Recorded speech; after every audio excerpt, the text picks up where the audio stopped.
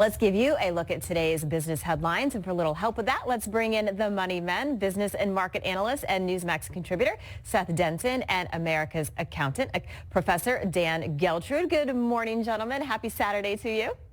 Hey, good morning, Allie. Morning, Dan. All right, so as you heard earlier in the show, we've been talking about this December jobs report, right? Not living up to expectations. The U.S. adding less than 200,000 jobs. The Labor Department saying that's the lowest amount for the year and a half of what was projected. But Seth, President, obviously didn't really see it that way. He was very positive about that. Seth, what's happening? Do you think it could be part of what's being called the Great Resignation? Americans leaving their jobs by the millions, 1 million in the leisure and hospitality sector alone.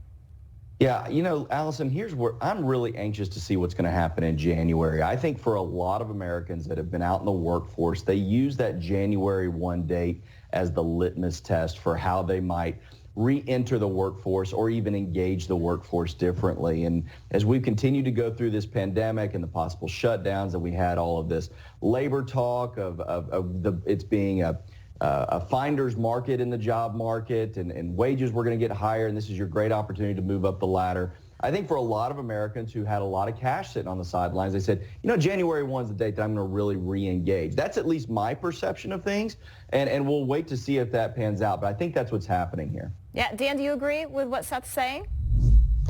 Well, yeah, I agree with the bigger picture here in terms of what's going to happen going forward. When we're looking at these numbers, remember, this is in the rearview mirror. So the big question is, where do we go from here? Now, when we look at how many people are leaving their jobs, 4.5 million last month. Where are they going? Are they quitting for better jobs, higher wages?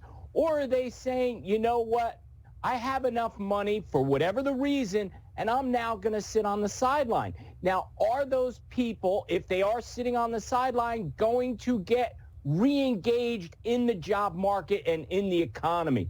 So I agree with Seth. We really have to see what happens come January 1, or post-January 1, I should say. Yeah, Dan, Seth was talking about, you know, people moving up the ladder, the Biden administration saying that that may be the case. But, I mean, what do you think? Because aren't some of these jobs the jobs that, you know, were left during COVID? Well, yeah, definitely people leaving jobs during COVID. And you know, I was watching Larry Kudlow yesterday, who I respect a lot, and he was talking about these job numbers, and he was talking about how he thought they were positive, primarily around the unemployment rate being at 3.9%, lowest, 3.5 under Trump, by the way. And I couldn't understand why he was seeing that as so positive when we missed by half where we should be. Not of job creation, by the way, job recovery. So I'm a little lost as to how we're getting a positive spin on this. Doesn't make sense to me. Yeah. Hey, Allison, but yeah, Dan brings up a good point here, because I think that's a big part of this. How many economists and analysts are missing the mark every month? Nobody knows what's going on. We're all making wags and wild you-know-what guesses, right? Yeah. Because we really don't have a pulse on the American worker right now.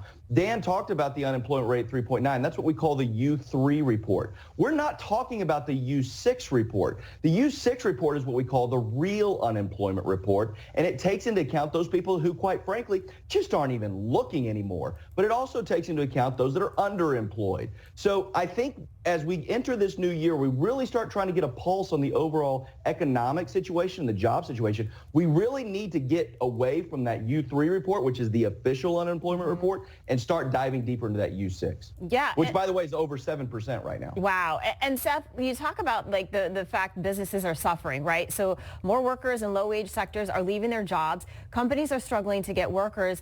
I mean, how do they even retain employees or even get employees? Because, I mean, nobody wants to work, and then even the low-wage workers are saying, forget it, I'm not doing this. You know, we talk to small business employers all the time at GDP every day, and what we're hearing is, we just don't know, guys. We're literally, owners are diving deep into their business. They're asking more of the fewer employees that they do have. They're offering higher wages. They're offering flex time. I've heard everything from, offering to cover your pet insurance. I mean, this is just, we're doing everything to try to get anybody to come to work, and it's still not working. And that's why I say I really am anxious to see what happens as we go into the January, the new year. I think a lot of Americans had budgeted how long they could last on this money and maybe enter the new year. At least that's my hope. And we certainly need it. These small businesses need it for sure. Yeah. I mean, Dan, these small businesses, they struggle. I mean, before COVID, small businesses struggle, right? A lot of business owners I know pay their employees before they pay themselves. But COVID has changed so much. Many rethinking the whole work model. We're already seeing people now working remote. And we talked about this. What do you think? Do you think that this work life from home is going to stay, or do you think we'll eventually get back to work once this variant is over?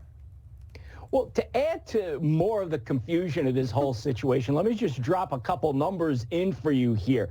6.9 million Americans unemployed, 10.6 million job openings. So in my head, that should be unemployment at zero, although I know that's not possible. But that's what I'm thinking. We have more job openings than people looking for work. Doesn't match up. As far as small businesses and remote work and what's happening there, I was interviewing potential interns for my office this week. Amazingly, none of them were talking about, well, when do I come in the office? The entire conversation was built around what the remote work model is. So small businesses are going to continue to struggle in making it work with not having workers on site. And for some businesses, it's impossible, like restaurants. You're right. Businesses have had to close. All right. Well, we're going to have to leave it there. Seth Denson, Dan Geltrude, thank you so much. We'll see you in the next half hour. Thank you.